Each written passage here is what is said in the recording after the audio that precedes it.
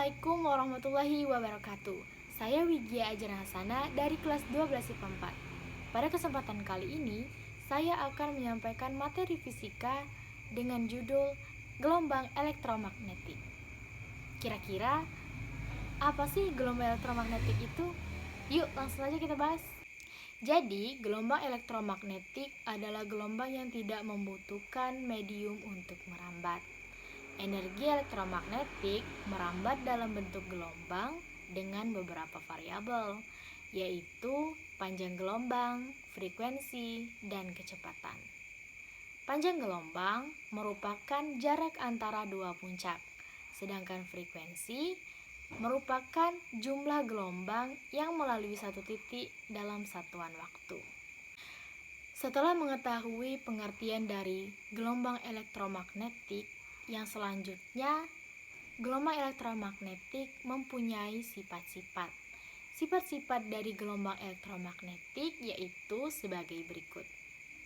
Yang pertama, medan listrik dan medan magnet saling tegak lurus dan keduanya saling tegak lurus terhadap arah rambat gelombang. Yang kedua, merupakan gelombang transversal. Yang ketiga, tidak dipengaruhi medan listrik dan medan magnet karena gelombang elektromagnetik tidak memiliki muatan. Yang selanjutnya, tidak bermassa, tidak dipengaruhi medan gravitasi, merambat dalam lintasan yang berupa garis lurus, dapat merambat di ruang hampa, dapat mengalami pemantulan, pembiasan, interferensi, difraksi, dan polarisasi. Dan yang terakhir, kecepatan di ruang hampa sama dengan kecepatan cahaya, yaitu sebesar 3 kali 10 pangkat 8 meter per sekon. Setelah mengetahui sifat-sifat dari gelombang elektromagnetik, yang selanjutnya, gelombang elektromagnetik mempunyai banyak jenisnya.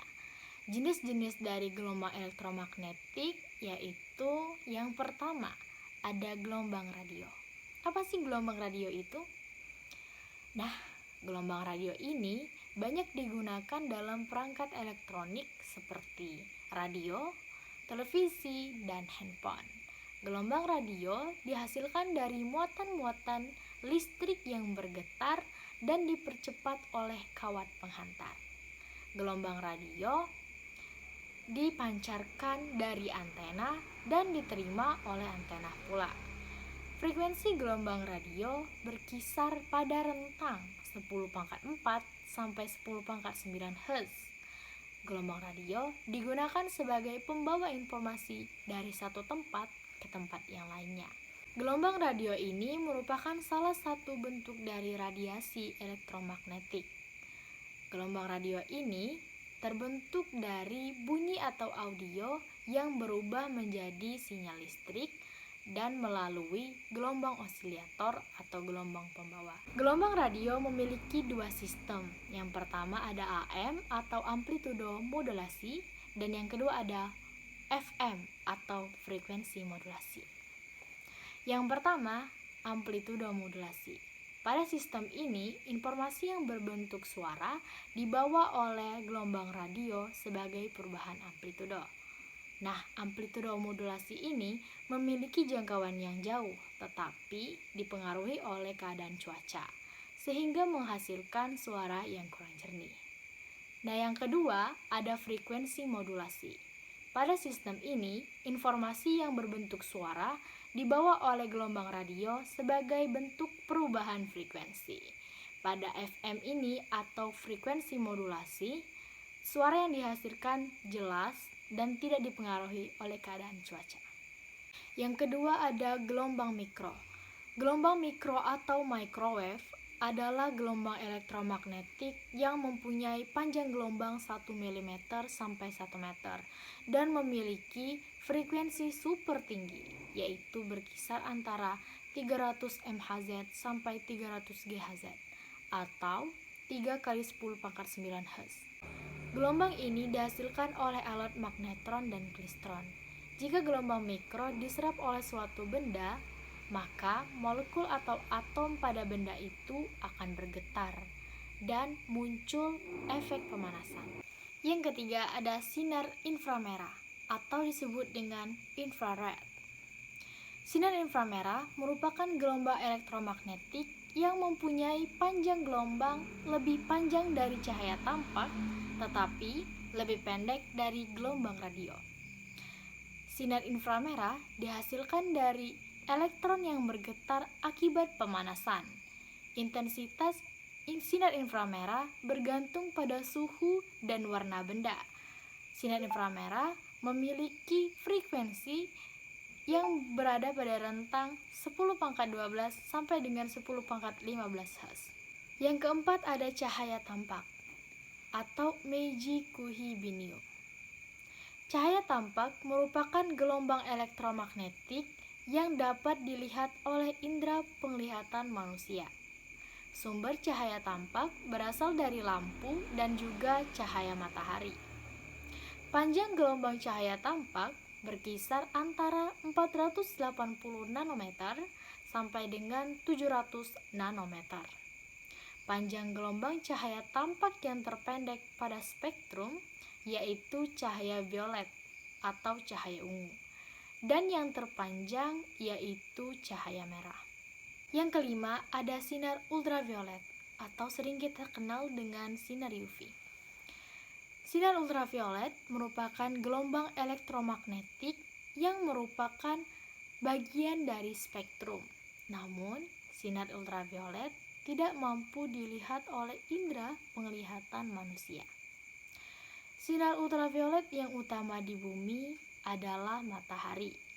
Frekuensi sinar ultraviolet berada pada rentang 10⁻15 sampai 10⁻18 Hz. Nah, selain dihasilkan dari matahari, sinar ultraviolet juga dihasilkan dari tabung lucutan pada penembakan elektron pada atom-atom gas mulia. Sinar ultraviolet terdiri dari 3 bagian, yaitu UVA, UVB, dan UVC. Radiasi UVC merupakan radiasi yang sangat membahayakan, tetapi bisa dilindungi karena adanya lapisan ozon. Jika tidak ada lapisan ozon, sinar ultraviolet ini bisa membakar kulit-kulit manusia dan bisa menyebabkan iritasi pada kulit. Yang keenam ada sinar X atau X-ray. Sinar X ditemukan oleh salah satu ilmuwan yang bernama Wilhelm Conrad Röntgen, sehingga sinar X sering disebut dengan sinar Röntgen. Sumber utama sinar X yaitu berasal dari radiasi tumbukan elektron yang berkecepatan tinggi pada atom-atom berat seperti timbal atau Pb. Sinar X mempunyai daya tembus yang lebih kuat dari sinar ultraviolet. Sinar X mampu menembus struktur lunak seperti kertas, kayu, dan daging manusia. Dengan kemampuannya menembus daging, maka struktur tulang atau rangka bisa dilihat melalui layar film. Nah, yang terakhir ada sinar gamma atau gamma ray. Sinar gamma merupakan gelombang elektromagnetik yang paling kuat di antara gelombang elektromagnetik lainnya. Gelombang sinar Y dapat menembus struktur padat seperti logam dan bahkan dapat mengubah struktur atom menjadi atom yang berbeda. Sinar Y terjadi dari proses reaksi nuklir sehingga menghasilkan radiasi yang cenderung berbahaya bagi makhluk hidup. Selanjutnya yaitu penerapan gelombang elektromagnetik dalam kehidupan sehari-hari. Yang pertama yaitu penerapan pada gelombang radio. Gelombang radio digunakan untuk komunikasi radio dan teleskop. Yang kedua, ada gelombang mikro. Gelombang mikro digunakan untuk komunikasi radar microwave atau mendeteksi keberadaan pesawat. Yang ketiga yaitu sinar inframerah. Sinar inframerah digunakan untuk foto inframerah atau remote control. Yang keempat yaitu cahaya tampak. Cahaya tampak ini digunakan untuk proses fotosintesis pada tumbuhan. Yang kelima yaitu sinar ultraviolet. Sinar ultraviolet digunakan untuk menentukan kandungan pada suatu bahan. Yang keenam yaitu ada sinar X. Sinar X digunakan untuk mendeteksi organ-organ tubuh bagian dalam, mengambil gambar tulang dalam tubuh, dan lain sebagainya. Yang terakhir yaitu adalah sinar gamma. Sinar gamma digunakan untuk mengecek kembali keretakan yang ada pada logam. Selain memberikan manfaat pada kehidupan sehari-hari, ternyata gelombang elektromagnetik ini juga memberikan bahaya atau dampak pada kehidupan sehari-hari juga. Yang pertama ada dampak dari sinar ultraviolet. Dampak dari sinar ultraviolet yaitu yang pertama dapat menyebabkan kanker kulit, dapat menyebabkan kanker mata, dapat mengurangi sistem kekebalan tubuh, dapat menghitam kulit dan bahkan membakar kulit.